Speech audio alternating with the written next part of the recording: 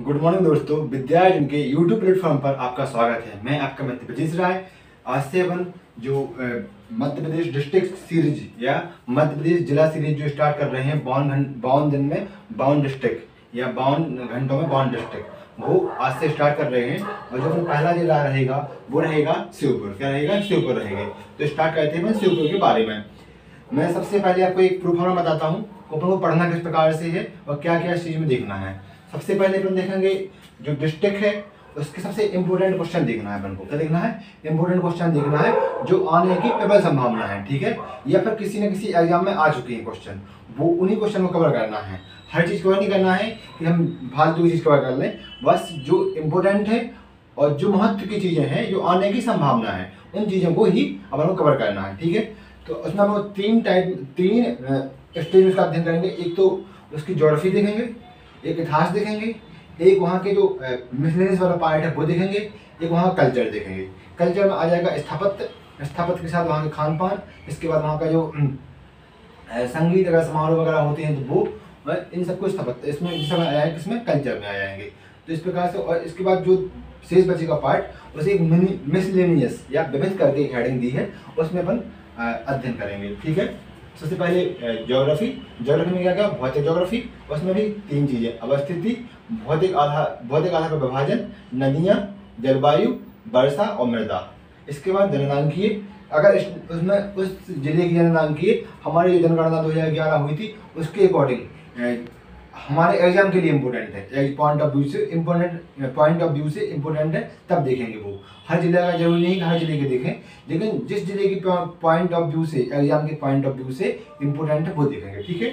Next रहेगा topic आर्थिक, जो भूगोल का रहेगा। उसमें अपन कृषि, पशुपालन, खनिज, वन, उद्योग, अन्न, इन सब चीज़ों को देखेंगे। और इसमें से कोई चीज़ वहाँ एब्सेंट है तो जरूरी नहीं कि उसका अध्ययन किया जाए, ठीक है। इसके बाद इतिहास और संस्कृति। इसमें अपन प्राचीन काल में उसकी स्थिति क्या थी, मध्यकाल में और आधुनिक काल में, ठीक है। और वर्तमान में जो मध्य प्रदेश का जो राज्य पुनर्गठन आयोग आया उसके बाद स्थिति उस जिले की क्या रही, ठीक है। तो इन सब बारे में उसका अध्ययन करेंगे। फिर आता है वहाँ का संस्कृति। संस्कृति में स्थापत्य, उत्सव, व्यंजन और पर्यटन देखेंगे। इसके बाद स्थापत्य में देखेंगे वहाँ के जो जो मंदिर मस्जिद या जो भी धार्मिक स्थल हैं उनके बारे में जो इम्पोर्टेंट है एग्जाम की दृष्टि से, ठीक है, उनके बारे में अध्ययन करेंगे। इसके बाद जो वहाँ के महल वगैरह हैं या किले वगैरह हैं उनके बारे में देखेंगे। नेक्स्ट जो रहेगा वो रहेगा जो वहाँ के पर्यटक टूरिस्ट प्लेस हैं, वहाँ के जो देखने योग्य या प्राकृतिक हो या स्थापत्य से संबंधित हो या फिर किसी और से संबंधित हो, तो उन सब चीज़ों का अपन अध्ययन करेंगे। जो लास्ट में बचेगा वो रहेगा विविध वाला पार्ट। क्या रहेगा? विविध वाला पार्ट। इसमें हम कोई वहाँ से संबंधित व्यक्तित्व है जो राष्ट्रीय स्तर पर या अंतर्राष्ट्रीय स्तर पर उसकी पहचान बनाई हुई है या राज्य स्तर पर उसकी पहचान है, तो उसके बारे में देखेंगे। या कोई ऐसा प्रशासनिक अधिकारी वहाँ से रहा है जो उसने पहचान बनाई है, तो उन सब के बारे में अपन अध्ययन करेंगे, ठीक है। तो अपन स्टार्ट करते हैं श्योपुर डिस्ट्रिक्ट, ठीक है। श्योपुर डिस्ट्रिक्ट, एक पहले तो जो सीधी बात है कि जो श्योपुर डिस्ट्रिक्ट है उसका नाम श्योपुर क्यों पड़ा, तो इसके लिए सामान्यतः एक तर्क दिया जाता है। जो यहाँ के राजा हुए, जो यहाँ के राजा हुए जिनने इसकी स्थापना की थी, इंद्र सिंह, वो क्या थे? बहुत ज़्यादा से भक्त थे। क्या थे? बहुत ज़्यादा से भक्त थे। और सबके ही नाम पर इस जिले का नाम श्योपुर पड़ा है, ठीक है।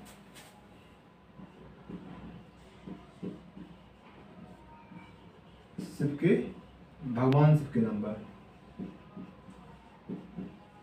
भगवान शिव के नाम पर जिले का नाम श्योपुर रखा गया है। क्यों रखा गया? क्योंकि यहाँ पर बहुत ज्यादा जो मंदिर है यहाँ के वो शिव से संबंधित ज्यादा मंदिर मिलते हैं। और यहाँ के जो राजा रहे वो ज्यादा से भक्त रहे, तो उसके कारण इस जिले का नाम श्योपुर रखा गया। अब आते हैं इसकी ज्योग्राफी के बारे में। क्या आते हैं? भूगोल के बारे में। भूगोल में ही इसका जो अपन ने 3 सेगमेंट में बांटा था, एक भौतिक भूगोल, एक जननांकीय भूगोल, एक था लास्ट सेगमेंट वो था आर्थिक भूगोल। तो सबसे पहले वो चर्चा करते हैं भौतिक भूगोल में भी किसकी? सबसे पहले चर्चा करते हैं भौतिक भूगोल की।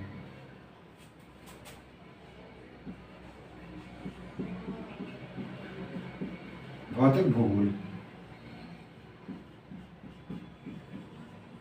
ठीक है दोस्तों, भौतिक भूगोल में क्या क्या करेंगे, दो चीजें जैसे इसमें जानना तो बहुत सी चीजें हैं। एक अवस्थिति जानना है, भौतिक आधार पर विभाजन जानना है, नदियां, जलवायु और वर्षा। तो सबसे पहले बन लेते हैं एक पार्ट, उसका नाम रहेगा अवस्थिति।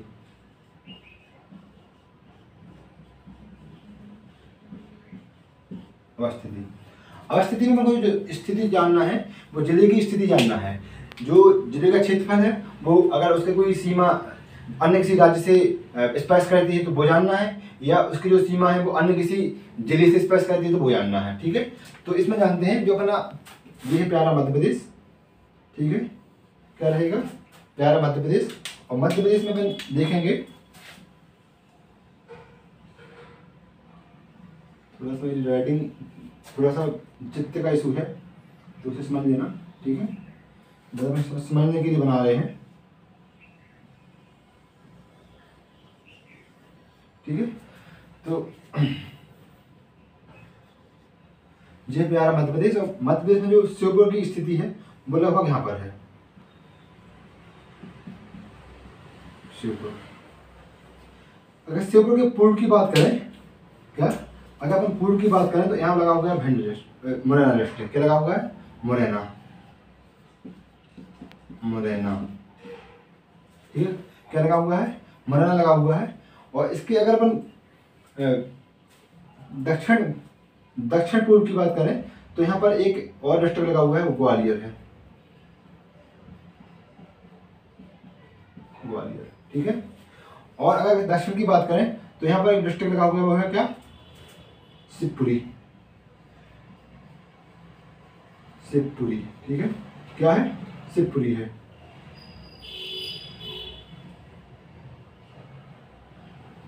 ठीक है, शिवपुरी है। इसके बाद जो अगर अपन इसकी बात करते हैं, पश्चिम की बात करते हैं, तो पश्चिम में और उत्तर पश्चिम में, या उत्तर पश्चिम में यहाँ पर एक ही राज्य है, वो है राजस्थान। क्या है,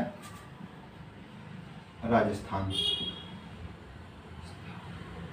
ठीक है, राजस्थान। इसमें जानना जरूरी, सिर्फ अपने जिले के नाम जानना जरूरी है कि कौन कौन से जिले लगे हुए हैं। ठीक है, तो मुरैना, ग्वालियर, शिवपुरी, ये तीन जिले लगे हुए हैं किससे, श्योपुर से। मुरैना किसमें है, पूर्व में है, और दक्षिण पूर्व में क्या है, ग्वालियर है, और दक्षिण में क्या है, शिवपुरी है। अब जो आता है पश्चिम वाला पार्ट आता है, वहाँ पर राजस्थान है, और उत्तर में भी राजस्थान है। उत्तर पूर्व, उत्तर दक्षिण, उत्तर पश्चिम में भी राजस्थान है। तो यहाँ पर जो जिले आते हैं वो है कोटा, कौन कौन से हैं, कोटा, इसके बाद करौली, करौली, सवाई माधोपुर,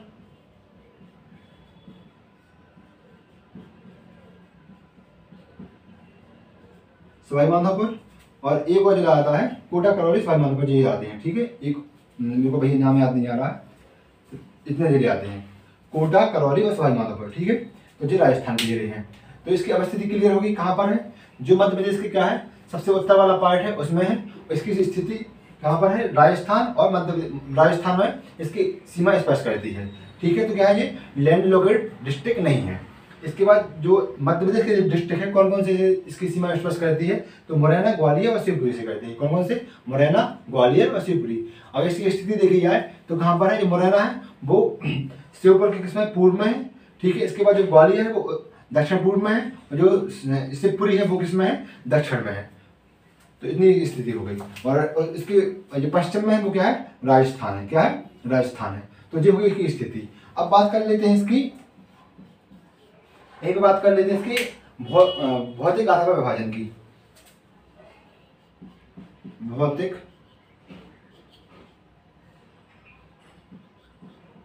आधार पर विभाजन।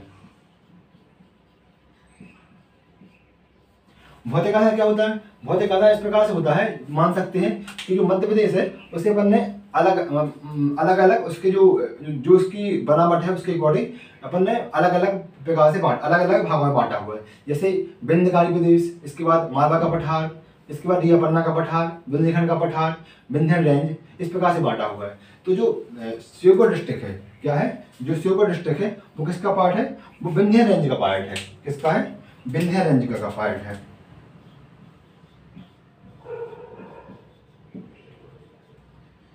विंध्य रेंज। जब सेबो डिस्ट्रिक्ट विंध्य रेंज का पार्ट होगा तो इसकी जो स्थिति है वो क्या होगी, जो इसका क्षेत्र है वो किस प्रकार होगा, इसमें पर्वत, पहाड़ी और घाटी मिलती हैं। क्या मिलती हैं? पर्वत, पहाड़ी और घाटी मिलती है। पर्वत, पहाड़ी, पहाड़ियाँ एवं घाटी।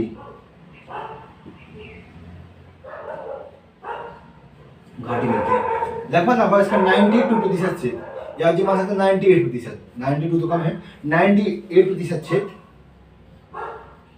इन्हीं सब चीजों से भरा पड़ा है। पर्वत, पहाड़ी एवं घाटियां। जब यहाँ की स्थिति इस प्रकार से होगी, जब यहाँ पर्वत, पहाड़ी और घाटियां होंगी और अधिकतम क्षेत्र में क्या होगी, वन होंगे, तो एक और इसका इफेक्ट आएगा, वन का आएगा, वो 52% लगभग वन पाए जाते हैं इसमें। तो यहाँ पर कॉमन सी बात है, जो आर्थिक गतिविधियां हैं वो क्या होंगी, धीरे होगी, स्लो होगी। और जब आर्थिक गतिविधियां धीरे होंगी तो यहाँ की जो जनसंख्या है वो क्या होगी, थोड़ी सी अन्य राज्य के, जो राज्य का अन्य पार्ट है उनकी अपेक्षा थोड़ी सी गरीब होगी। ठीक है, तो इस फैक्ट से एक ये बात हो जाती है। तो ये हो गया किसका, भौतिक आधार पर विभाजन हो गया। क्या हो गया, भौतिक आधार पर विभाजन। अब देख लेते हैं पर इसमें, यहीं पर जलवायु देख लेते हैं इसकी। जलवायु की बात करें तो जलवायु दोस्तों क्या होता है,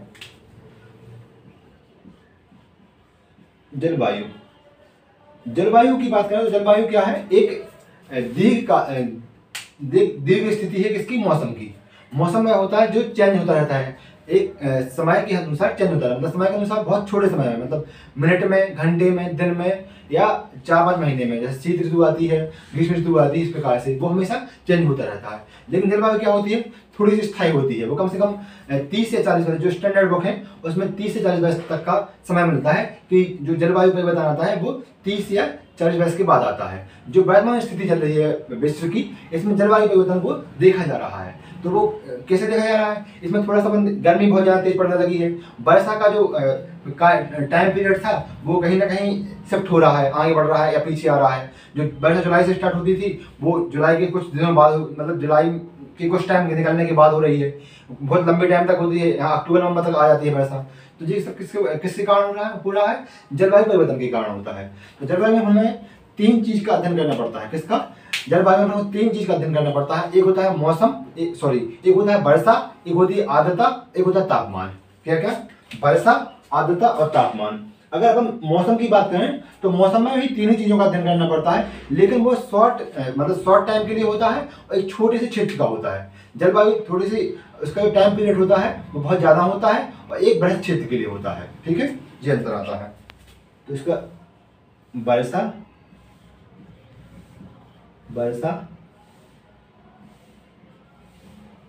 तापमान और आर्द्रता।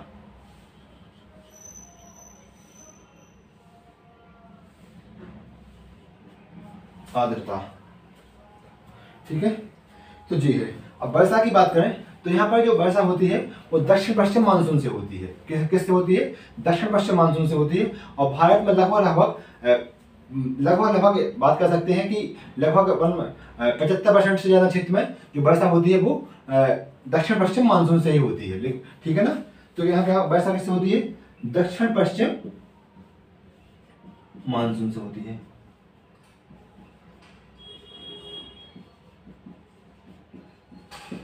ठीक है, किससे होती है, दक्षिण पश्चिम मानसून से होती है। कितनी वर्षा होती है, तो यहाँ लगभग जो यहाँ सरकारी अनुमान है, यहाँ लगभग 94% वर्षा होती है। क्योंकि जो उत्तर वाला पार्ट है और मध्य प्रदेश के जो उत्तर में है वो वर्षा धीरे धीरे क्या हो जाती है, कम होती जाती है। क्या हो जाती है, कम होती जाती है। तो लगभग अगर सेंटीमीटर में बात करें तो 94 सेंटीमीटर, या मिलीमीटर में बात करें तो 940 मिलीमीटर की समथिंग वर्षा होती है। ठीक है, तो ये अलग अलग दोनों कैटेगरी में हो गई। ठीक, तापमान की बात करें तो यहाँ का जो तापमान है गर्मी में बहुत ज्यादा बढ़ जाता है, लगभग हमें मिलता है 47 या 8 तक देखने को मिलता है। वहीं अगर इसकी बात करें सर्दियों में, शीत ऋतु में, तो तापमान बहुत ही कम हो जाता है। लगभग तापमान गिरकर 2 डिग्री सेंटीग्रेड पर आ जाता है। ठीक है, मैक्सिमम कहाँ जाता है 49 तक या 48 तक, और मिनिमम आता है 2 डिग्री सेंटीग्रेड पर। ठीक है,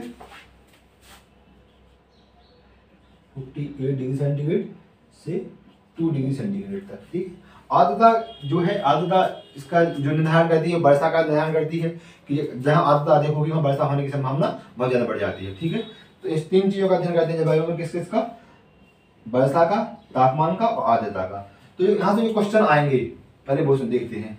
एक तो आएंगे इसकी अवस्थिति से, अवस्थिति से क्वेश्चन आएगा। एक तो सादा से क्वेश्चन आता है, अभी तक संभावना रही है कि वही पूछ लेता है कि राजस्थान से मध्य प्रदेश के किस जिले की सीमा स्पर्श करती है। ठीक है, तो एक उसमें से क्या है, श्योपुर है। ठीक है, इसके बाद आप करके बताएंगे कौन कौन से जिलों की सीमा मध्य प्रदेश से राजस्थान की, मध्य प्रदेश के कौन कौन से जिलों की सीमा राजस्थान को स्पर्श करती है। ठीक है, जो नेक्स्ट क्वेश्चन रहेगा वो पूछेगा इसकी भौतिक आधार विभाजन से, पूछा जाएगा कि जो श्योपुर डिस्ट्रिक्ट है वो कौन से क्षेत्र में आता है, भौतिक आधार पर कौन से क्षेत्र में आता है, तो वो आता है विंध्यन रेंज में आता है। एक और आपको बता दें दोस्तों कि जो आपके एक होता है फैक्ट को रटना, एक होता है कंसेप्ट को क्लियर करना। जो मैं आपको बता रहा हूँ वो आपके कंसेप्ट के अकॉर्डिंग बता रहा हूँ। अगर आपकी कंसेप्ट क्लियर कहेंगे तो आपको इन्हीं कंसेप्ट पर अवस्थिति, भौतिक आधार विभाजन, इसके बाद जलवायु, इन्हीं आधार पर अन्य डिस्ट्रिक्ट का भी अध्ययन होगा। और अगर यहाँ की आपकी कंसेप्ट क्लियर है तो वहाँ पर आपको परेशानी बहुत ही कम होगी। ठीक है, तो आप कंसेप्ट पर ध्यान देना वो ज़्यादा जरूरी है। और हाँ, रटना मतलब याद करना जरूरी है, क्योंकि अगर आपको याद नहीं है तो फिर एग्जाम में थोड़ी सी दिक्कत हो जाएगी। लेकिन याद करने के साथ साथ कंसेप्ट पर ज़्यादा ध्यान देना। ठीक है, तो एक तो हो गया क्वेश्चन यहाँ पर आएगा उसकी अवस्थिति से आएगा कहाँ पर कि जो श्योपुर डिस्ट्रिक्ट है उसकी कौन से राज्य से सीमा स्पर्श करती है, तो वो सामान्य सा आंसर है, राजस्थान से स्पर्श करती है। ठीक है, दूसरा जो क्वेश्चन बनेगा वो बनेगा कि जो भौतिक आधार विभाजन है तो उस आधार पर जो श्योपुर डिस्ट्रिक्ट है वो कौन से क्षेत्र में आता है, तो वो आता है विंध्यन रेंज में आता है। ठीक है, इसमें आता है विंध्यन रेंज में आता है। तो 2 आधार पर इसका हो गया। और वैसे अगर देखा जाए तो यह जो पार्ट है वो मध्य भारत का पार्ट है, किसका, मध्य भारत का पार्ट है। अब हो गया इसकी क्या क्या अवस्थिति बनने जान ली, भौतिक आधार विभाजन जान लिया, जलवायु जान ली। अब इसके बाद नेक्स्ट चलते हैं अपन मृदा पर, मृदा भी जान लेते हैं। अब मृदा का डिसाइड होता है किससे, उसका जो क्षेत्र है वो उसकी जो क्षेत्र है वो किस चट्टान से मिलकर बना हुआ है। और दूसरा डिसाइड होता है कि वर्षा कितनी हो रही है और उसकी जो नदी है, नदियों की स्थिति क्या है। तो इन 3 चीज से डिसाइड होता है मृदा का डिसाइड। क्या क्या मृदा का डिसाइड होता है 3 चीजों से। एक तो जो क्षेत्र है, क्षेत्र का निर्माण, ठीक है। दूसरा है वर्षा की स्थिति, वर्षा की स्थिति, ठीक है। और तीसरा है नदियां, ठीक है, नदियां। 3 चीजों का होता है, क्षेत्र का निर्माण, वर्षा की स्थिति और नदियां। अब देखो कैसे होता है, अगर नदियां अधिक होंगी, क्या होगी, नदियां अधिक होंगी तो वहां पर क्या जो अपन ने पढ़ा होगा बागर और खादर बना मिट्टी बड़े होंगे, तो यहाँ पर जलोढ़ मिट्टी लाने की संभावना अधिक बढ़ जाती है, ठीक है। तो क्या आएगी, जलोढ़ मिट्टी आएगी। तो जो चंबल वाला क्षेत्र है या श्योपुर है तो यहाँ से बहुत नदियाँ निकलती हैं। एक तो चंबल जो सबसे बड़ी नदी है यहाँ की, क्या है, सबसे बड़ी नदी है चंबल, वो निकलती है। इसके बाद यहाँ पार्वती, पार्वती के बाद कूनो, कूनो के बाद पार्वती, कूनो, चंबल और कुंवारी, ये नदी प्रमुख रूप से यहाँ से निकलती हैं। और छोटी छोटी नदी एक सीप नदी है, वो भी यहीं से निकलती है। तो ठीक है, ये नदी निकलती है। इन नदियों के कारण यहाँ पर लगभग अधिकतम क्षेत्र में, क्या लगभग अधिकतम क्षेत्र में कौन सी मिट्टी पाई जाती है, जलोढ़ मिट्टी पाई जाती है।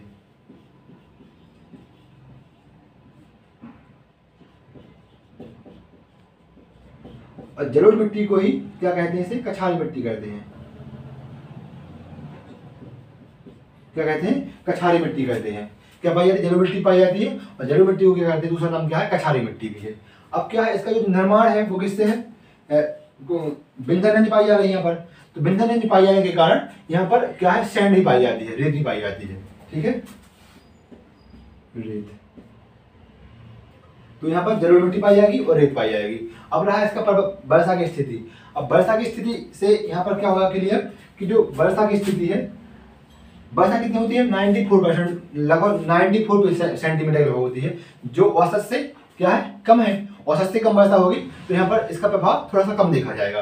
तो इसका 2 प्रभाव देखे जाते हैं, जलोढ़ मिट्टी पाई जाने की संभावना होती है नदियों के कारण, और क्षेत्र के निर्माण के कारण विंध्यन जो क्षेत्र श्रेणी का पार्ट है तो इसके कारण यहाँ रेत की पाई जाने की संभावना होती है। तो इसका होगा, किसका डिसाइड होगा, मृदा का डिसाइड होगा कि मृदा यहाँ पर कौन सी पाई जाती। अब अपन देखते हैं, अपन इसकी नदियाँ देख लेते हैं। ठीक है, नदियाँ, तो नदियों के लिए हम बात करेंगे।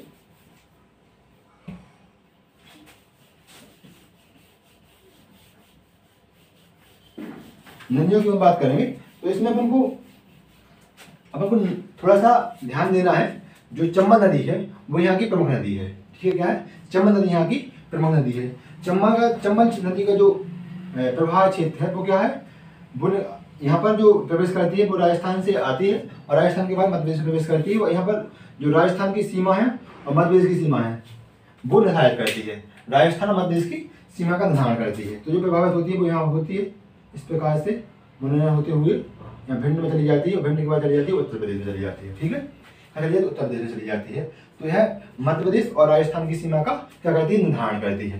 तो जब श्योपुर में जाती है और जब श्योपुर में प्रभावित होगी तो यहाँ पर क्या होगा, यहाँ पर जो इसका जो मेन जिसके लिए जानी जाती है चंबल नदी, वो किसके लिए जानी जाती है, अभिनालिका अपरदन के लिए जानी जाती है या बीहड़ के निर्माण के लिए जानी जाती है। तो यहाँ पर बीहड़ का निर्माण हुआ, अभिनालिका अपरदन होगा। ठीक है, तो सबसे पहले हम पढ़ते हैं चंबल नदी के बारे में। ठीक है, चंबल नदी के बारे में अपन देख लेते हैं। अब यहाँ पर जो चंबल नदी प्रवेश कर रही है वो कहाँ से कर रही है, श्योपुर से एंट्री लेती है और श्योपुर, मुरैना, भिंड होते हुए किसमें चली जाती है, ये चली जाती है उत्तर प्रदेश डिस्ट्रिक्ट में चली जाती है। और आगे जाके इटावा के पास यमुना में मिल जाती है। यमुना जाके आगे मिल जाती है किससे, गंगा में मिल जाती है। गंगा जाके बंगाल की खाड़ी में समुद्र में चली जाती मिल जाती है। ठीक है, तो जो चंबल है वो किसकी सहायक नदी है, वो यमुना की सहायक नदी है। यमुना की सहायक नदी है वो गंगा की सहायक नदी है। ठीक है, चंबल की कौन सी सहायक नदी है वो हम चंबल नदी के बारे में जब अध्ययन कर रहे हैं तो देखते हैं। ठीक है, जो हो गया इसका बात। अब देखते हैं अपन यहाँ पर चंबल नदी।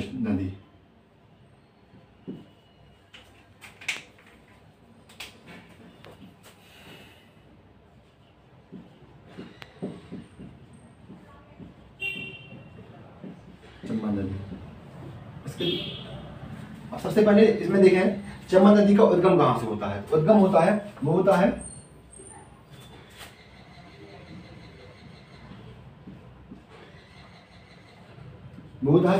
महू के पास एक पहाड़ी है, जाना बाबा पहाड़ी। क्या, जाना पा पहाड़ी।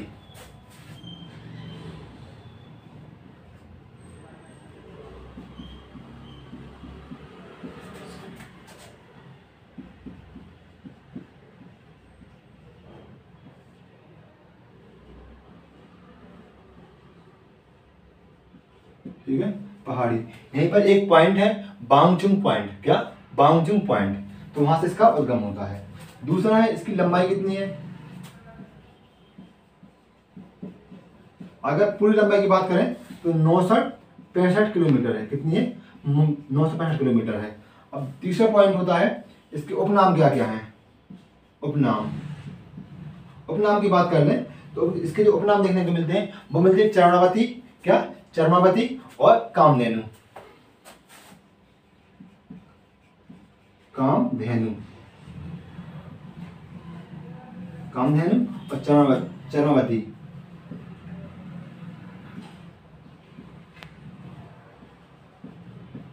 ठीक है, जो नाम मिलता है।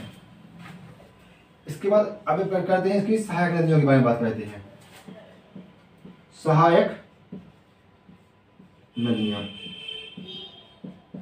तो इसकी जो सहायक नदियां हैं वो कुछ नदियां मध्य प्रदेश से आती हैं, मिलती हैं, और कुछ नदियां जो राजस्थान है वहां से आकर मिलती हैं। जो राजस्थान से नदी मिलती है उसका नाम है बनास।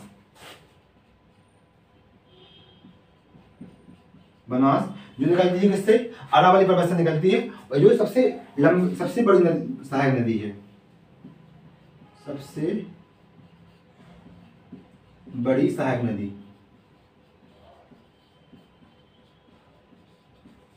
इसके बाद देखते हैं नेक्स्ट पॉइंट, देखते हैं इसमें सहायक नदी में जो हो गया राजस्थान से। अब देखते हैं मध्य प्रदेश से। अब मध्य प्रदेश की बात कर लें तो यहाँ सबसे पहले सबसे पहले पार्वती,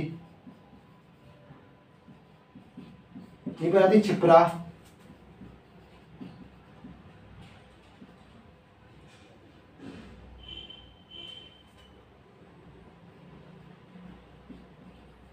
छिप्रा, ठीक है। छिप्रा के बाद आएगी सिंध और काली सिंध।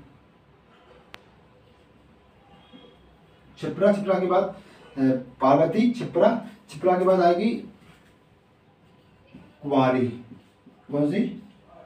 कुंवारी। कुंवारी के बाद आएगी, कुंवारी के बाद आएगी पार्वती, छिप्रा, कुंवारी। कुंवारी के बाद आएगी, इसमें देखेंगे अपन पार्वती, छिप्रा, कुंवारी। कुंवारी के बाद आएगी कूनू।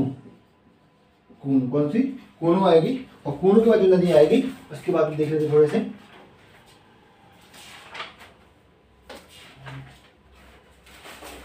कूनू के बाद जो नदी आएगी सिंध, काली सिंध और आसन। कूनू, सिंध, सिंध, काली सिंध, काली सिंध और आसन, आसन नदी, ठीक है। सिंध, काली सिंध और आसन, ये नदी मिलेंगी इसमें। एक तो पार्वती, पार्वती के बाद छिप्रा, छिप्रा के किनारे कौन सा बसा हुआ है? जो उज्जैन और छिप्रा की नदी के किनारे बसा हुआ है। इसके बाद कुंवारी, कुंवारी के बाद कूनू, कूनू के बाद इसके बाद सिंध, काली सिंध और आसन नदी मिलेगी। कुंवारी हटा दो, ठीक है। पार्वती, छिप्रा, कूनू, सिंध, काली सिंध और आसन, ये नदी से मिलेंगी, ठीक है। अब सही है। इसके बाद बात आती है मध्य प्रदेश के किन किन जिलों से होकर चंबल नदी प्रभावित होती है, प्रवाहित होती है। क्या? मध्य प्रदेश के किन किन जिलों से होकर चंबल नदी प्रभावित होती है। तो इसमें देख लेते हैं जिलों के नाम। सबसे पहले इंदौर से इसका क्या है, उद्गम होता है। तो इंदौर, इंदौर, इंदौर के बाद इसका जो आता है वो धार, धार के बाद उज्जैन, उज्जैन के बाद रतलाम, रतलाम, रतलाम के बाद मंदसौर, मंदसौर, मंदसौर के बाद जो नेक्स्ट रहेगी वो रहेगा रतलाम, मंदसौर के बाद जो चंबल संभाग उसकी नदी, उसके जिले श्योपुर, मुरैना, मुरैना, इसके बाद भिंड, और भिंड के बाद चली जाती है कहाँ पर? उत्तर प्रदेश में प्रवेश कर जाती है, इटावा के पास यमुना नदी मिल जाती है। तो जिस जिले हो गए। इसके बाद देखते हैं इसके बांध, कौन कौन से बांध बने हुए हैं। इस पर 3 बांध देखने को मिलते हैं हमको मेन। एक बैराज मिलता है लिखने के लिए। जो गांधी सागर बांध है वो मध्य प्रदेश में है। पहला है मध्य प्रदेश के बांध। अगर मध्य प्रदेश के बांध की बात की जाए तो एक है गांधी सागर बांध, सागर बांध, ठीक है। गांधी सागर बांध ये कहां पर है? ये पड़ता है मंदसौर में, मंदसौर में। मंदसौर कहां पड़ता है? मध्य प्रदेश में, ठीक है। अब इसमें राजस्थान के बांध की बात की जाए, राजस्थान के बांधों की बात की जाए तो इसमें आता है राणा प्रताप सागर, सागर, और दूसरा आता है वो आता है जवाहर सागर,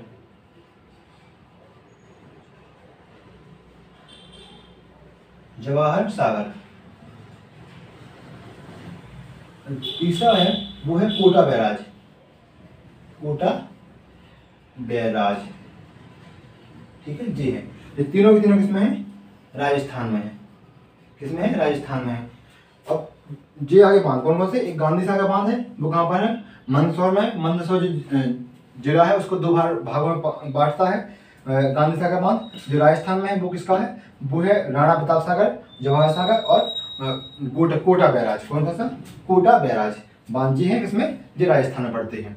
अब दोस्तों जो हुई इसमें चंबल की इंफॉर्मेशन। इसमें एक और पॉइंट आएगा, वो आता है एक स्थान है राजस्थान में पड़ता है, राजस्थान और श्योपुर के बॉर्डर पर है, तो वो है रामेश्वर। रामेश्वर, रामेश्वर जो स्थान है यहाँ पर 3 नदियों का क्या है? संगम है। क्या क्या? 3 नदियों का संगम है। वो नदी कौन कौन सी है? 3। इसमें यहाँ पर देख लेते हैं अपन। रामेश्वर। यहाँ पर 3 नदियों का संगम है, वो है बनास, बनास जो किसकी सहायक नदी है, जो चंबल की सहायक नदी है और अरावली पर्वत से निकलती है, और जो राजस्थान के अरावली पर्वत से निकलती है और चंबल की सबसे बड़ी सहायक नदी है, तो बनास। दूसरा नाम आता है सीप, सीप, और तीसरा नाम चंबल स्वयं। ठीक है, चंबल स्वयं। तो 3 नदियों का जो संगम है उसे क्या बोलते हैं, रामेश्वर बोलते हैं।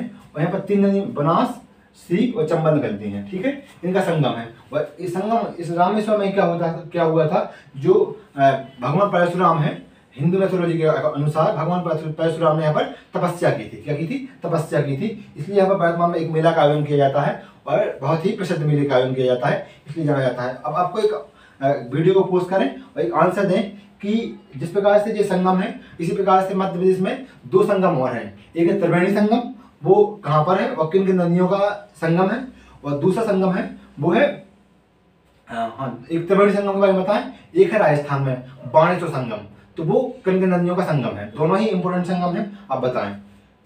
ठीक है, कमेंट करके।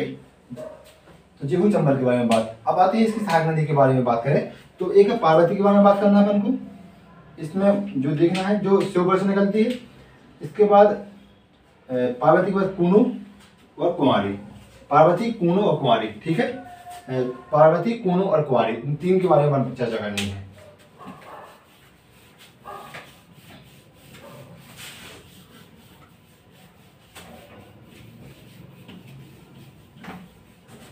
ठीक है, अब पार्वती के बारे में यहाँ कुछ जानकारी है नहीं।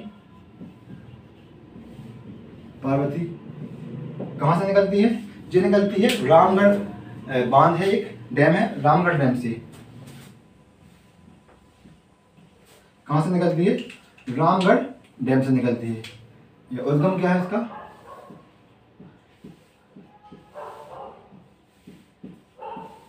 रामगढ़ डैम। कहाँ पड़ता है, ये पड़ता है आष्ठा में। आष्ठा, आष्ठा कहाँ पड़ता है, ये पड़ता है सीहोर में। क्या पड़ता है, सीहोर में। अब जी हो गया। अब एक पॉइंट हो गया। दूसरा पॉइंट है चंबल की क्या है, सहायक नदी है। चंबल की सहायक नदी है। ठीक है, दूसरा पॉइंट हो जाएगा इसकी जो लंबाई है, लंबाई लगभग 441 किलोमीटर है। कितनी है, 441 किलोमीटर है। प्रवाहित कहाँ कहाँ से होती है, तो ये सीहोर, जहाँ से इसकी क्या होता है, उद्गम स्थल है सीहोर। सीहोर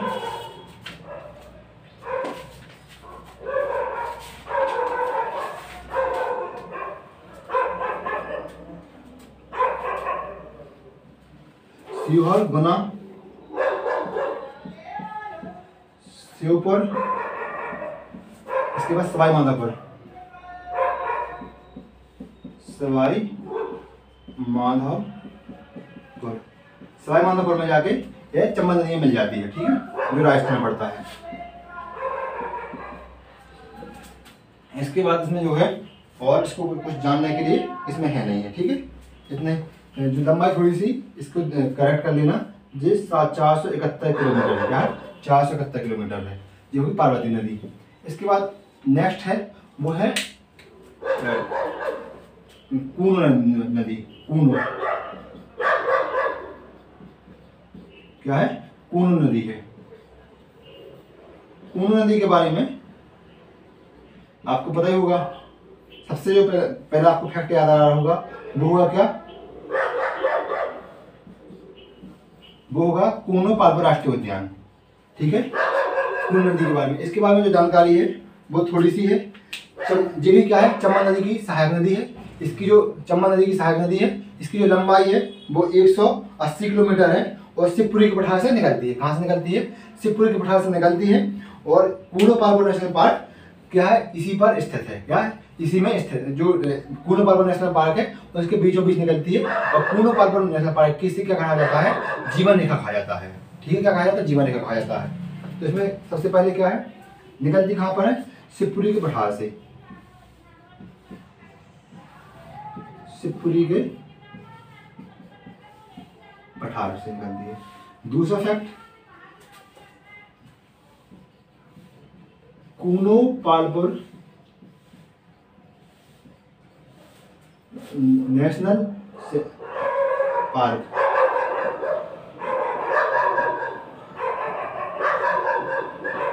की क्या जीवन रेखा है। ठीक है, कूनो पार्बन नेशनल पार्क की जीवन रेखा है। दूसरा पॉइंट है, इसकी जो लंबाई है वो है 180 किलोमीटर है। ठीक है, नेक्स्ट पॉइंट है वो है चंबल नदी की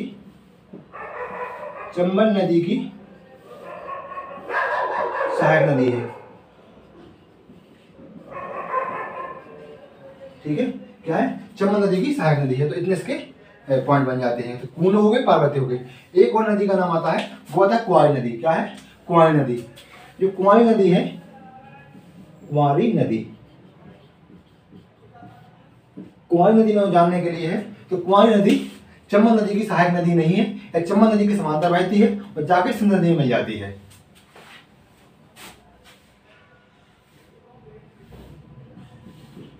सिंध नदी की सहायक नदी है। ठीक है, दूसरा पॉइंट, चंबल नदी है, चंबल नदी के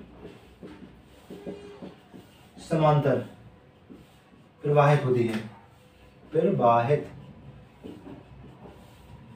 ठीक है, समांतर प्रवाहित होती है। ठीक है, तो इसके जो इंपोर्टेंट पॉइंट थे, और इसकी जो लंबाई है वो भी अगर याद कर सको तो कर लेने का जरूरी है नहीं, 230 किलोमीटर है। ठीक है, 230 किलोमीटर है। जितनी तीन नदियां थी, मेन थी चंबल नदी जिसको मैंने विस्तृत रूप से अध्ययन किया। इसके बाद है पार्वती, उसकी सहायक नदी, एक है कूनो चंबल नदी की सहायक नदी, एक है कुंवारी नदी जो चंबल नदी की सहायक नदी नहीं है। वो किसकी है, वो नदी है सिंध नदी की सहायक नदी है। ठीक है, चंबल नदी के समांतर प्रवाहित होती है। ठीक है, आगे जाके जो सिंध नदी है वो चंबल नदी में मिल जाती है। ठीक है, तो ये हुई नदियों के बारे में। अब थोड़ा सा और पार्ट रह गया है, उसे जल्दी से कंप्लीट करते हैं। मेन इसका जो सेगमेंट था वो यही था कि जो भौतिक भूगोल है वो ज़्यादा इसका बृहद पार्ट था। एक क्वेश्चन आपसे पूछना है, जो गंगा नदी तंत्र है उसमें मध्य प्रदेश का कितना प्रतिशत या कितना क्षेत्रफल आता है। ठीक है, गंगा नदी तंत्र में मध्य प्रदेश का कितना क्षेत्रफल आता है, आप कमेंट करके बताएं इस चीज को। ठीक है, ये आपके लिए क्वेश्चन है। इसके बाद जो नेक्स्ट अपना सेगमेंट आएगा वो है जननांकीय सेगमेंट। तो जननांकीय सेगमेंट मैंने पहले ही बोल चुका हूँ कि हर जिले का जानना जरूरी नहीं है, क्योंकि अपन को वही चीज़ें पढ़ना है जो फैक्ट के अकॉर्डिंग इंपॉर्टेंट है। ठीक है, क्या है, जो इंपॉर्टेंट है सिर्फ वही चीज़ें पढ़ना है। तो जननांकीय सेगमेंट जानना जरूरी है नहीं, तो वो छोड़ देते हैं। इसके बाद आता है नेक्स्ट सेगमेंट, वो है इकोनॉमिकल सेगमेंट या आर्थिक भूगोल। ठीक है, या इकोनॉमिकल ज्योग्राफी। तो इसमें अपन को कृषि, पशुपालन, खनिज, वन और उद्योग देखना है। तो सबसे पहले मैं इसमें जो इसका आर्थिक भूगोल का बड़ा पार्ट है,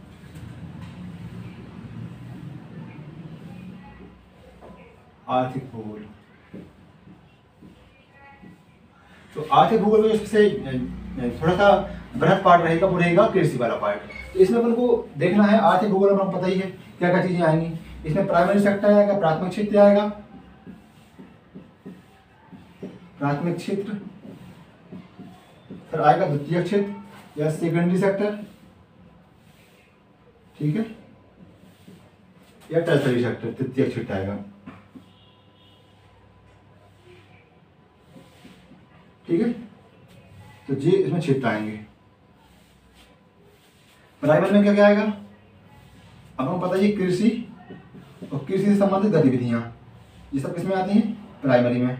वो कौन सी हैं, पशुपालन, मछली पालन, कुक्कुट पालन, ये सब किसमें आएंगे, प्राइमरी क्षेत्र में आएंगे। इसके बाद आएगा खनन, इसके बाद नेक्स्ट वानिकी, ठीक है, क्या आएगा, वानिकी आएगा। तो ये सब आ जाएंगे किस प्राइमरी क्षेत्र में। अब इसमें क्या आएगा सेकेंडरी क्षेत्र में, वो आएंगे उद्योग, उद्योग आएंगे, विनिर्माण आएगा, ठीक है, विनिर्माण उद्योग। थर्ड में क्या आएंगे, इसमें सेवाएं आएंगी, सेवाएं, सेवा में क्या क्या, बैंकिंग सेवा, ठीक है, इसके बाद परिवहन की सुविधा आदि आएंगे, ठीक है, ये सब चीजें आएंगी। जो बताना जरूरी इसलिए था क्योंकि जो अपन विभाजन कर रहे हैं इसी पार्ट पर, इसी आधार पर पढ़ाएंगे, और इसी आधार पर पढ़ाने का एक कारण ये है कि अपन जितना उसका डिवीजन करेंगे उतना ही याद करने में अपन को आसानी होगी, ठीक है, क्या करेंगे, जितना डिवीजन करेंगे उतना ही याद करने में आसानी होगी। तो सबसे पहले देख लेते हैं प्राथमिक क्षेत्र।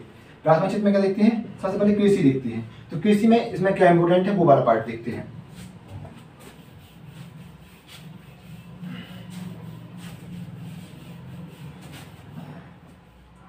कृषि, कृषि में देखते हैं अपन, इसमें बस थोड़ी सी पार्ट इंपोर्टेंट है, ज़्यादा कुछ इसमें इंपोर्टेंट है नहीं, क्योंकि जो आपको पता होगा कि ये कैसा किस प्रकार का डिस्ट्रिक्ट है, सबसे ज़्यादा फॉरेस्ट यहाँ पाया जाएगा। तो फॉरेस्ट पाए जाने के कारण यहाँ पर जो अन्य कृषि गतिविधियाँ हैं वो कम पड़ जाएंगी। तो सबसे जो इम्पोर्टेंट है वो आता है, इसका एक पॉइंट है, वो है जो बाजरा है। बाजरा क्या है, मोटा अनाज है बाजरा। तो जो बाजरा है, बाजरा के उत्पादन में इसका कौन सा स्थान है, तो बाजरा के उत्पादन का स्थान है वो है तीसरा स्थान है, तीसरा स्थान किसमें, मध्य प्रदेश में तीसरा स्थान है। तो अब आपको बताना है कमेंट करके कि प्रथम स्थान और दूसरा स्थान कौन कौन से जिले का है, ठीक है, ये आपको बताना है, कमेंट करके बताना है। अब एक पॉइंट तो ये इंपोर्टेंट हो गया।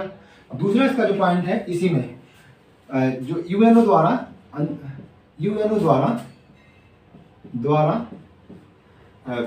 2023 को अंतर्राष्ट्रीय मिलेट ईयर या मोटा अनाज वर्ष, अंतर्राष्ट्रीय मोटा अनाज वर्ष घोषित किया जाएगा, घोषित किया गया है, घोषित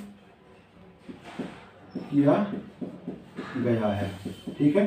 तो यहां से क्वेश्चन आने की प्रबल संभावना है, क्या से, यहां से, क्योंकि ये क्वेश्चन अब भविष्य का क्वेश्चन रहेगा कि यूएनओ द्वारा संयुक्त राष्ट्र संघ द्वारा 2023 में किस फसल को क्या है, अंतर्राष्ट्रीय वर्ष घोषित किया गया है। तो 2023 को मोटा अनाज का अंतर्राष्ट्रीय वर्ष घोषित किया गया है। अब बताना आपको 2000 थोड़ा वीडियो को पॉज करना, बताना कि 2018 में जो भारत सरकार है, 2018 में भारत सरकार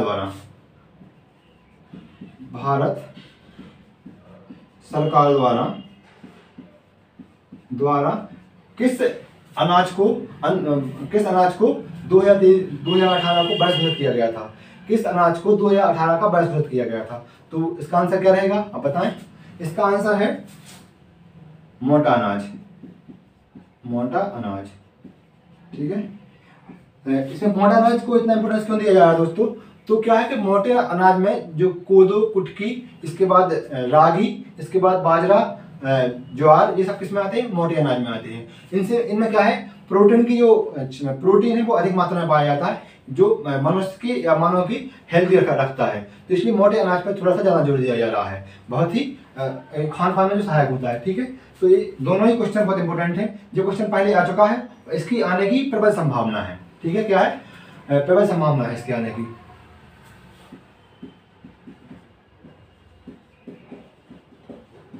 तो जो है कृषि से संबंधित। अब कृषि से संबंधित दोनों ही पॉइंट इसमें इंपोर्टेंट थे और कुछ ज़्यादा है नहीं। इसके बाद आते हैं बात कर लेते हैं वन की, ठीक है, वन की, वही प्राइमरी सेक्टर में है। तो वन के तो इसमें थोड़े से पॉइंट इंपोर्टेंट है। पहला बनता है इसमें 50% से अधिक जो किसी जिले के क्षेत्रफल में 50% से अधिक वन किस जिले में पाए जाते हैं। तो 50% से अधिक वन वाले जिले।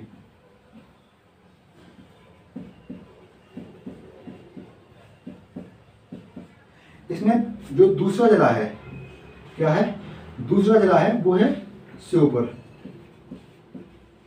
श्योपुर, ठीक है। यहाँ पर 52.12% के लगभग वन पाए जाते हैं, ठीक है। 12% के क्षेत्र में क्या पाए जाएंगे, वन पाए जाएंगे। अब इतने क्षेत्र में वन पाए जाएंगे तो वहाँ पर कृषि गतिविधि होने की संभावना बहुत कम हो जाएंगी।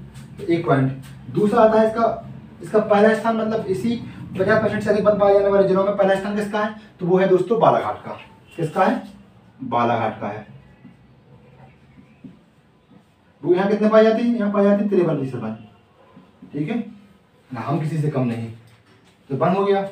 अब वन के साथ यहाँ पर और चीजें भी हैं। राष्ट्रीय कूनू राष्ट्रीय पार्क, ठीक है, कूनू राष्ट्रीय उद्यान, जो भी यहीं पर है। अब जब कूनू राष्ट्रीय उद्यान का अध्ययन करेंगे तो इससे वन से संबंधित यहाँ पर थोड़ी सी और गतिविधियां होती हैं। यहाँ पर जो इंडस्ट्री लगेगी वो किससे संबंधित होगी, वो वन से संबंधित होगी। तो थोड़ा यही उद्योग में भी देख लेते हैं अपन। उद्योग में तो यहाँ का जो हस्तकला उद्योग है वो थोड़ा सा क्या है, अच्छा है यहाँ का। तो मेन यहाँ जो जाना जाता है वो हस्तकला उद्योग को जाना जाता है, हस्तकला उद्योग, ठीक है, हस्तकला उद्योग। इसमें और क्या रहेगा इंपोर्टेंट, तो यहाँ पर जो लकड़ी से फर्नीचर बनाने का कारखाना, लकड़ी से फर्नीचर बनाने का, लकड़ी से फर्नीचर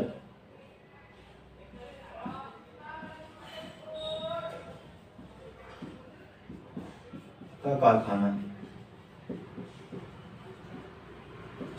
ठीक है, लकड़ी से फर्नीचर बनाने का कारखाना स्थापित है, ठीक है। इसके बाद उद्योग हो गए।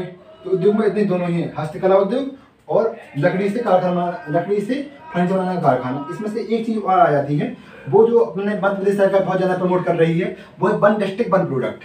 क्या है, वन डिस्ट्रिक्ट वन प्रोडक्ट। तो इसमें वन डिस्ट्रिक्ट वन प्रोडक्ट में किसे लिया गया है, अमरूद को लिया गया है। किसे, अमरूद को। ये बहुत ही समावेश क्वेश्चन रहेगा वन डिस्ट्रिक्ट वन प्रोडक्ट में, क्योंकि यहाँ पर प्रबल संभावना है कि वन डिस्ट्रिक्ट वन प्रोडक्ट से क्वेश्चन पूछे जाए। इसलिए पूछे जाए क्योंकि जो नया कंसेप्ट आया है और मध्य प्रदेश सरकार से बहुत ज़्यादा प्रमोट कर रही है वन डिस्ट्रिक्ट वन प्रोडक्ट को। तो इसमें क्या है, अमरूद को रखा गया है। और आपको बताना है कि जो भोपाल डिस्ट्रिक्ट है उसके वन डिस्ट्रिक्ट वन प्रोडक्ट में किसे शामिल किया गया है, ठीक है, जो आपके लिए क्वेश्चन रहेगा आज का। अब नेक्स्ट रहेगा, इसमें उद्योग हो गया। अब इसमें देखो, अब इससे एक उपनाम दिया जाता है श्योपुर को। श्योपुर क्या कहा जाता है, मध्य प्रदेश का इथोपिया। इथोपिया क्या है, एक अफ्रीका महाद्वीप में एक सहारा मरुस्थल है और सहारा मरुस्थल का एक देश है इथोपिया। तो वो वहाँ पर क्या कुपोषण बहुत ज़्यादा है, तो उसी के कारण यहाँ पर जो श्योपुर है उसे कहा जाता है, मध्य प्रदेश का इथोपिया कहा जाता है, ठीक है। जब इतनी खराब संख्या अपन को दी जा रही है, क्यों दी जा रही है, अपनी स्थिति क्या है, कुपोषण के मामले में जो श्योपुर है वो सबसे नीचे है। वह क्यों है, तो वहाँ पर एक 3 कारण है। एक तो वहाँ पर क्या है, जनजातीय क्षेत्र है। क्या है, जनजाति, सहारी जनजाति पाई जाती है जो अपने स्वास्थ्य को लेकर उतने जागरूक नहीं है।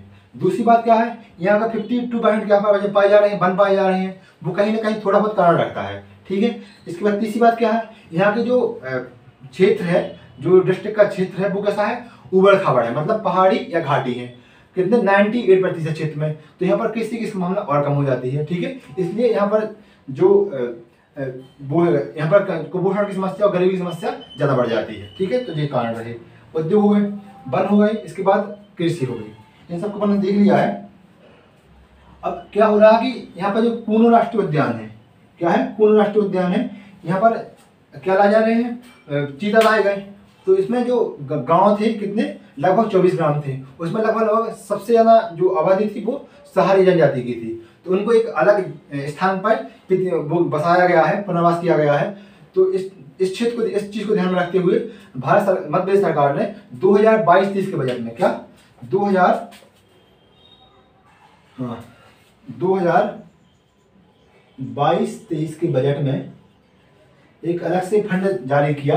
तो उसमें जो सहारी जनजाति हैं, SC एवं ST के जो युवा हैं उन्हें प्रशिक्षण दिया जाएगा, कंप्यूटर का प्रशिक्षण दिया जाएगा। ठीक है,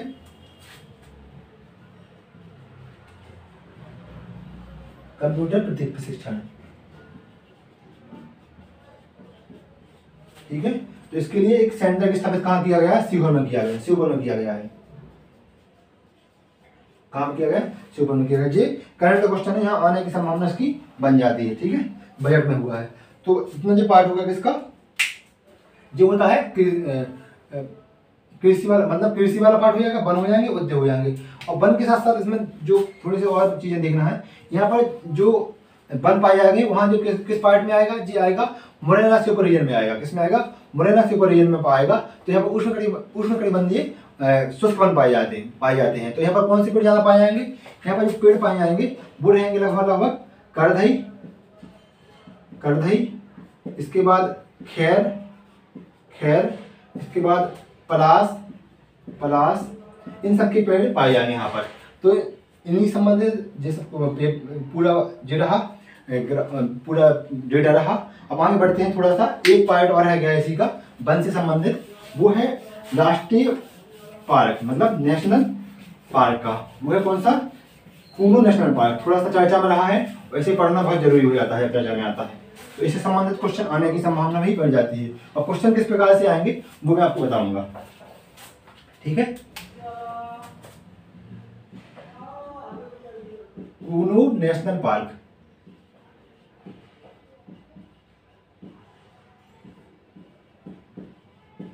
ठीक है, अब देख लें यहाँ पर क्या आपको सबको पता ही होगा, थोड़ा बहुत तो पता ही इसके बारे में होगा, चर्चा में रहा है।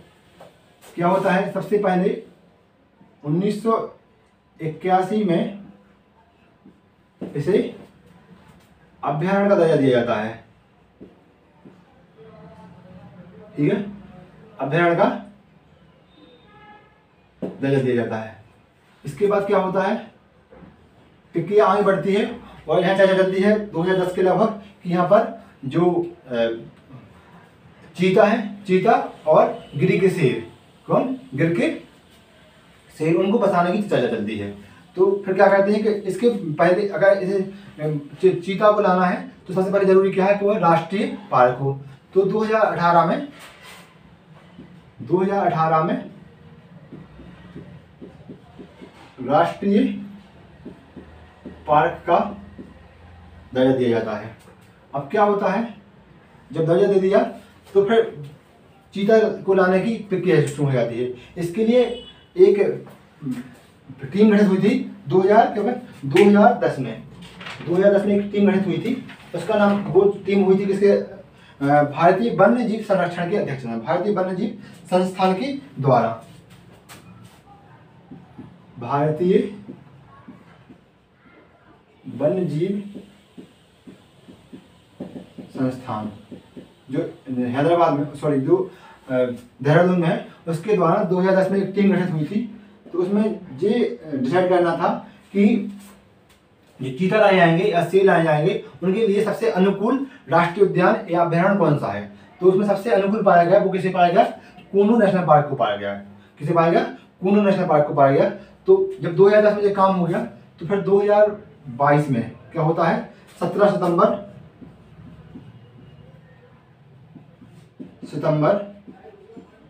2022 में माननीय भारत के प्रधानमंत्री श्री नरेंद्र दामोदर दास मोदी के द्वारा चीता को किसमें? कूनू नेशनल पार्क में छोड़ा जाता है। ठीक है, तो रिहेबिलिटेशन किया जाता है किसमें? कूनू नेशनल पार्क में चीता को पीएम द्वारा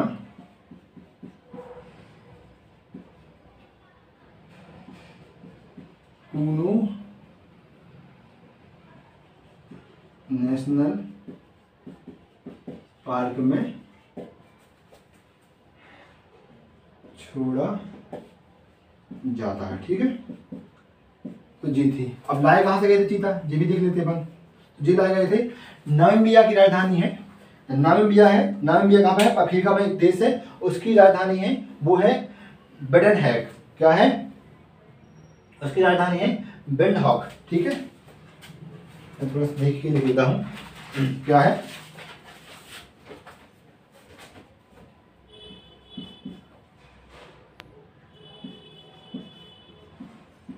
नामीबिया की राजधानी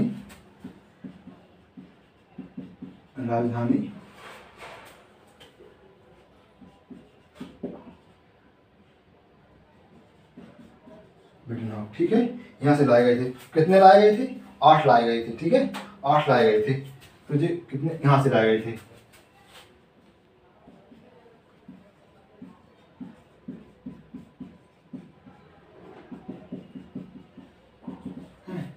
तो ये इसके थोड़े से पॉइंट्स इंपोर्टेंट क्या होता है।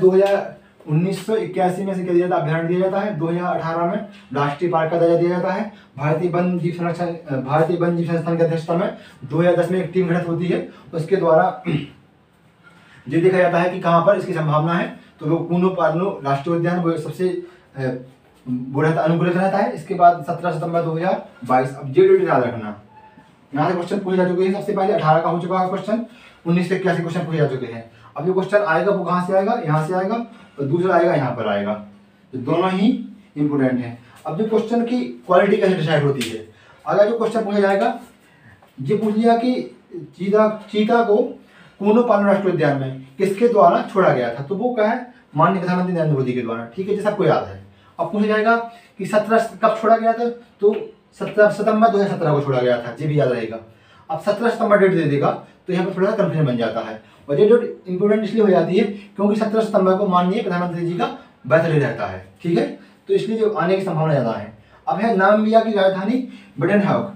अब क्वेश्चन पूछे, सीधे क्वेश्चन पूछ लिया उसने कि जो चीता है जो कूनो राष्ट्रीय अभ्यारण्य में छोड़े गए हैं या नेशनल पार्क में छोड़े गए हैं, वो कहाँ से लाए गए थे? सबको याद है, कहाँ से लाए गए थे? नामीबिया से लाए गए थे। कहाँ से लाए गए थे? नामीबिया से लाए गए थे। लेकिन पूछेगा कि नामीबिया की राजधानी क्या है? क्यों? क्योंकि अभी मैंने पढ़ा है ना, चर्चा में रहा नामीबिया की राजधानी, लेकिन इस पॉइंट पर कोई ध्यान नहीं देगा तो गलती होने की संभावना बढ़ जाती है। तो कहाँ है? बिटनहॉक है। या फिर डायरेक्ट पूछ ले कि जो कूनो पालनपुर राष्ट्रीय उद्यान है उसमें चीता लाए गए थे, वो कहाँ से लाए गए थे? तो 4 ऑप्शन दे दे, 4 राजधानी के नाम दे दे, बिटनहॉक भी दे दे, पता नहीं रहेगा, लोग गलत कर देंगे। तो इस पर बचना है कि थोड़ा सा क्वेश्चन टफ हो जाएगा यहाँ पर।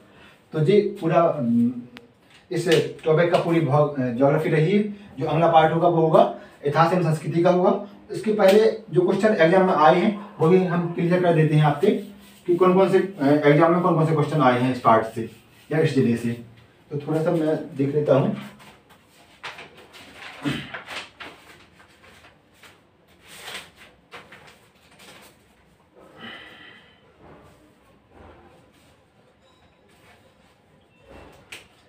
एक पहला जो क्वेश्चन आया है वो आया है श्योपुर जिला किस भौगोलिक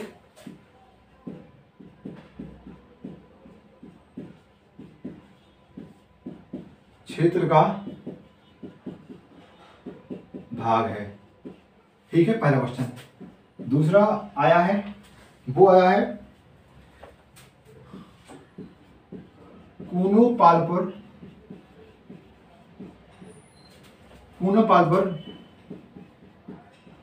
राष्ट्रीय पार्क को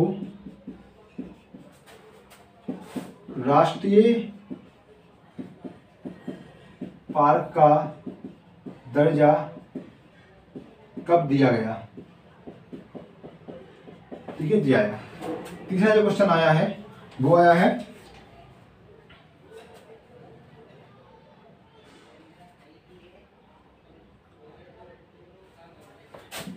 रामेश्वर संगम पर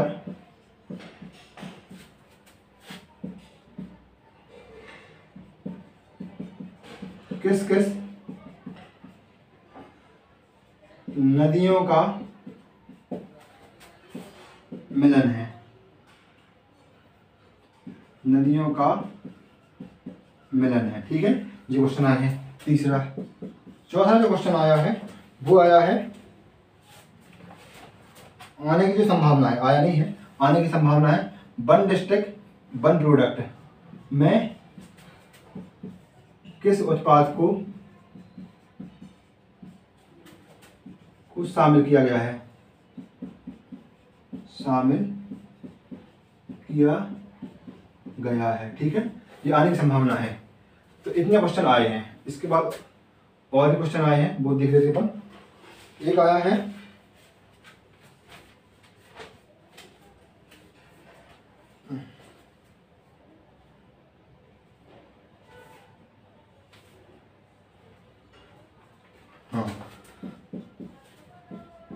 सहारिया जनजाति का निवास क्षेत्र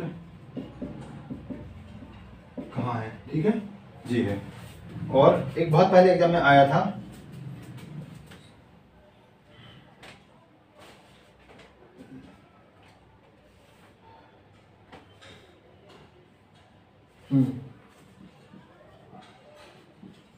कूनो पालपुर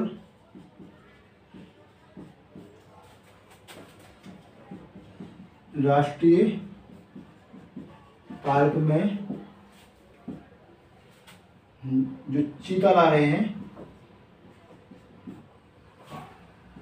को बसाया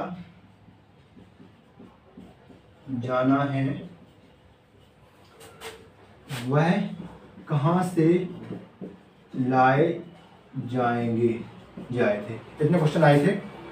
एक श्योपुर जिला किस भौगोलिक क्षेत्र का भाग है, तो इसका आपको आंसर पता ही होगा, किसका? विंध्य रेंज का भाग है। इसके बाद कूनो पालपुर राष्ट्रीय पार्क को राष्ट्रीय पार्क का दर्जा कब दे दिया गया, तो ये आपको पता ही होगा, इसका 2018 में आंसर है। रामकृष्ण संगम पर किन 3 नदियों का मिलन होता है, ये आपको कमेंट करके बताना है, ये मैंने पढ़ाया है, इस क्वेश्चन को भी हो जाता है। वन डिस्ट्रिक्ट वन प्रोडक्ट, ये थोड़ा सा संभावित क्वेश्चन है, इससे आने की संभावना प्रबल है। ठीक है, तो ये इसलिए मैं दे दिया है। सारी जनजाति का निवास क्षेत्र कहाँ पर है, ये आपको पता है। ठीक है, इसके बाद चर्चा कर चुके हैं। तो कूनो पालपुर राष्ट्रीय पार्क में चीता को बसाया जाना है, वो कहाँ से लाए जाएंगे, ये कहाँ से लाए जाएंगे? नामीबिया के साथ लाए जाएंगे, इस पर भी चर्चा हो चुकी है। तो ठीक है, इसमें जो क्वेश्चन आए हैं ये सबके सब अपने जो अपन ने चर्चा की है उसमें सब शामिल हैं। ठीक है, थैंक यू दोस्तों, मिलते हैं आगे नेक्स्ट लेक्चर में।